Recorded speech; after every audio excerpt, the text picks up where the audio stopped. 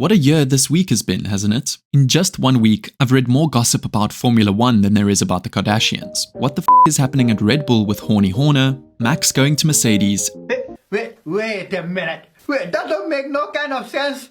Alpine having more Alpane than ever, and what the hell is Helmut Marko doing? Also, there's a new kid on the block. And all this while Otmar is still chilling to the fullest, seeing all this being unraveled.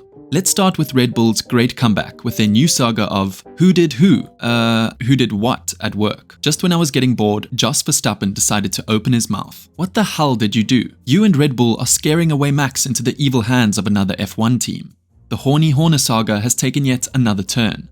After the Bahrain GP, Jos decided to air out some dirty laundry, suggesting that Red Bull was on the verge of imploding unless Christian Horner decided to bow out. Why this bombshell? Your guess is as good as mine, but whispers of a frosty relationship between Horner and Verstappen Sr. have been floating around. Maybe Jos was feeling a bit left out, pining for the drama to be about him for once. Sometimes I doubt if having Jos Verstappen around is even the best thing for Max and his career.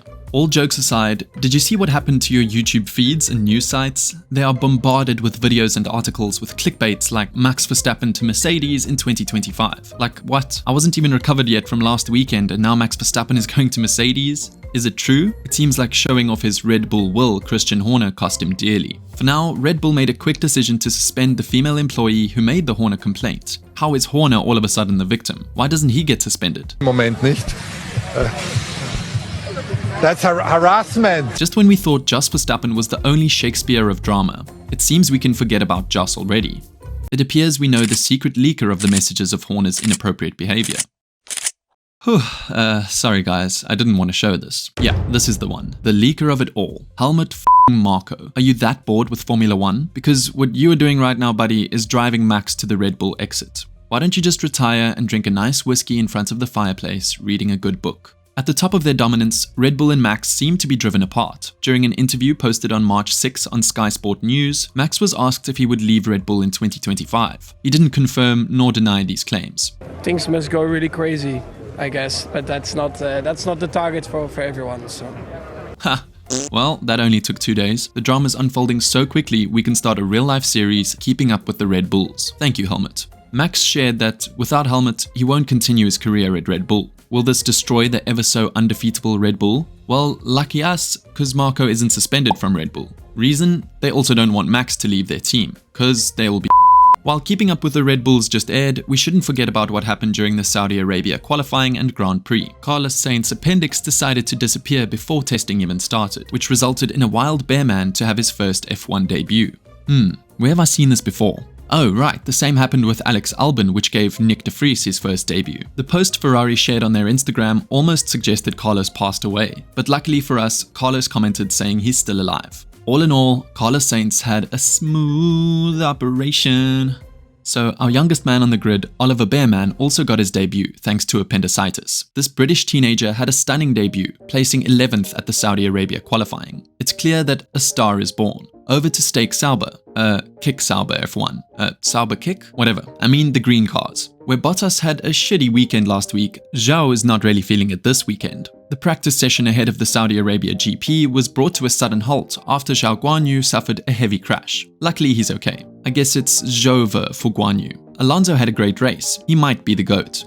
Tsunoda and Ricciardo saw a frosty exchange on the cooldown lap in Bahrain, the Japanese driver's small man syndrome turning him into a bit of an idiot. He was able to harness it to a greater event this weekend, powering on into Q3, whilst Daniel only set a time good enough for 14th. And in true FP1 style, that means it's time to move on and forget this ever happened. So did Daniel do anything special during the Grand Prix?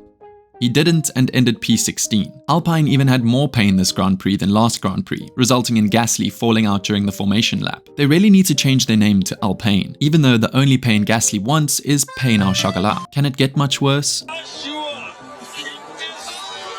Perez did what he's good at, getting punishments. This time he almost crashed with Alonso in the pit lane, resulting in a 5-second penalty. But who did even worse with penalties was Kevin Magnussen. He received a 2 times 10-second penalty. Despite that, he still left 6 drivers behind him and Hulkenberg scored 1 point. I guess the great Haaster plan worked. All aboard Conductor Kevin's Jeddah Express. It seems Stake Kick Sauber want to be and stay record holders of the longest pit lanes.